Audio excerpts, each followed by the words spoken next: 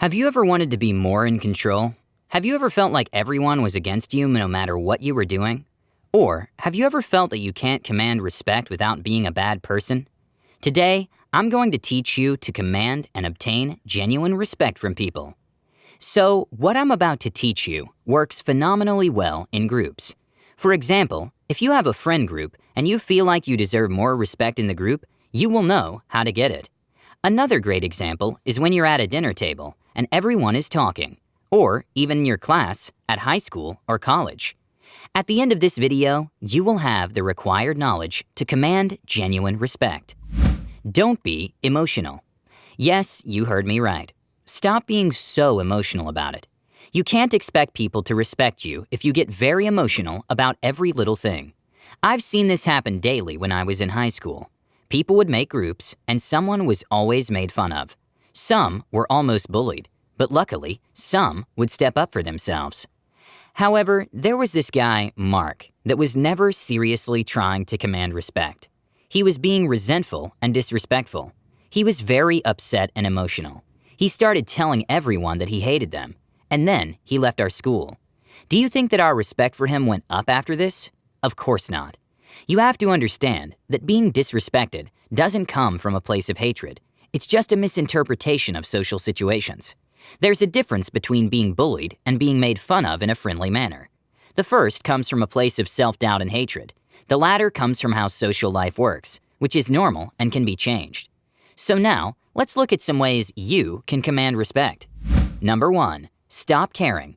This might not sound right, but in order to gain respect, you need to stop caring about being respected. You see, if everything shakes you, from a little joke to blatant rudeness, it's just like with girls. Very often, girls are more attracted to men that have abundance in their life, that aren't desperately after her.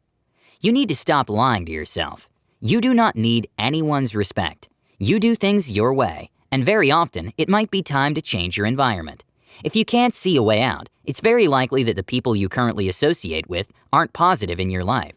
This might not be the case. It depends on what your goal is. But if you feel negativity around your friends, it's probably time to move on.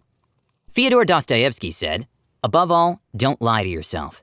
The man who lies to himself and listens to his own lies comes to a point that he cannot distinguish the truth within him or around him, and so loses all respect for himself and for others. And having no respect, he ceases to love." A great way to stop caring is to have too much cool stuff in your life to even care. This will give you confidence and will change your attitude. If you find yourself procrastinating often, just do more stuff. Set some goals and work on them. People perceive this, and if you're too busy to care about people's disrespect, you're going to get it.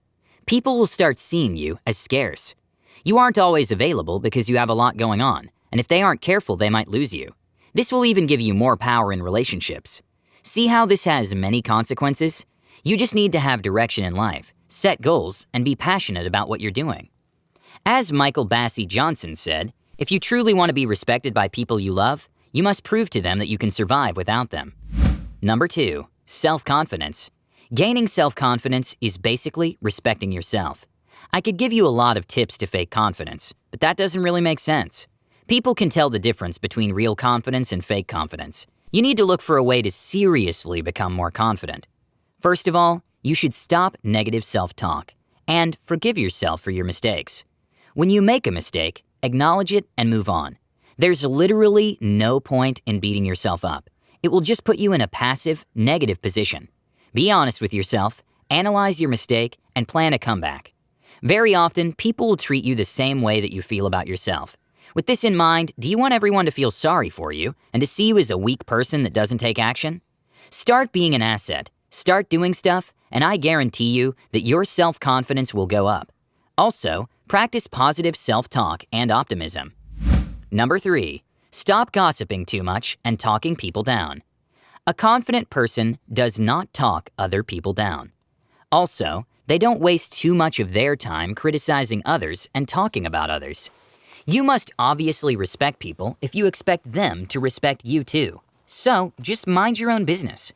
A good exercise for this is to always act like the person you're talking about is right there with you and listening to what you're saying. This is a very important trait, especially the ability to tell people what you really think in a respectful manner. Not everyone has the courage and common sense to do that. If you stand your ground respectfully, you'll be seen as strong, and more people will follow and listen to you. Talking people down and hating them also is a sign of insecurity and weakness. Whenever someone else is hating on you and criticizing your every move, don't respond with anger. Understand that it comes from a place of insecurity, fear, or pain. People that often do this don't have a good life, and they feel lonely in their misery, so they want to drag other people down with them. Number 4, work out regularly and practice martial arts. This is very important, yet I haven't seen it a lot on YouTube. You see, having the confidence and courage to say things in the face of people is risky. It could easily escalate to a conflict. The thing is, most people don't do this because they're afraid of confrontation. Saying things publicly and exposing the truth for what it is will help you earn the respect of those who agree with you but are afraid to say it. Working out has proven beneficial to your body and mind and will improve your confidence. Martial arts will improve your discipline and confidence to the point that you can handle confrontations if they escalate. And I'm not saying this so that you go around picking fights with random people on the street. It's a matter of becoming the alpha in a group.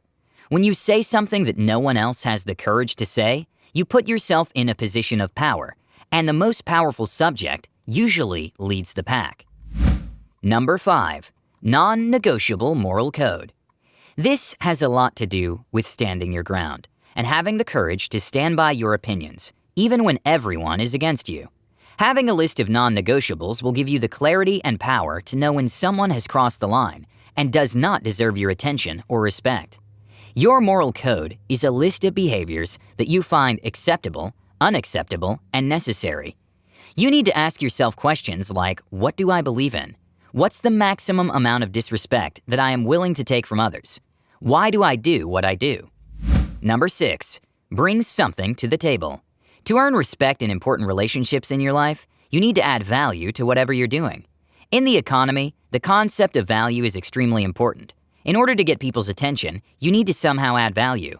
If you provide value before you ask for anything, you give people proof that you know what you're doing. This will increase chances of getting what you want from people. Providing value first will also generate reciprocity, which is a persuasion concept that Robert Cialdini talks about in his book. It's very important, and it will help you gain people's respect with kindness instead of with fear. So, I'll explain it to you quickly. The concept of reciprocity in persuasion is when you do a favor to someone, and that someone feels the need to pay you back with another favor. This works every time, and not just at a conscious level. It can work at a distance of weeks, months, and even years if the favor is important enough. People will have a sort of debt in their mind that they need to repay, so they're more likely to do you favors when you ask for them after you've done something for them. Number 7, talk less, listen more. When my friend used to work in sales at a marketing agency, he had a mentor. He taught him everything about selling over the phone, and he explained to him one of the most important differences between high-ticket service providers and those call centers that call you for a special offer. Those call centers call you and basically bombard you with a list of offers and numbers, and then ask you to make a purchase decision. And that just doesn't work. His mentor taught him to ask clever questions, to understand a person, their problem, and how he could help them. Listen to what people are saying, and try to understand them and where they're coming from. Another good example of great listening is Jordan Peterson. Whenever he's debating something, he listens very closely to whoever he's debating. He often even admits that an argument is very strong, and he isn't constantly trying to put the other person in an inferior position.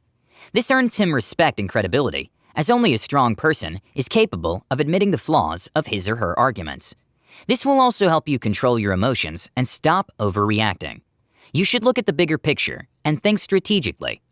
This means that you have to see problems as a series of steps to be taken in order to solve the issue. Problems aren't confusion. Problems are challenges, and you need to accept them and think logically. For example, let's say you want to buy a $50,000 car, but you don't even have the money for a down payment on that, let alone the credibility to purchase it. So, instead of feeling sorry for yourself, you have to think, okay, what are the logical steps that I need to take in order to make this happen? See how easy this is? All these skills and concepts will put you in a position of power, and it will naturally make you the leader, and people will follow and respect you. So, thank you all so much for watching, and before you go, remember to subscribe to the channel and leave a like for that YouTube algorithm. With that being said, have a great day, and I'll see you all in the next one.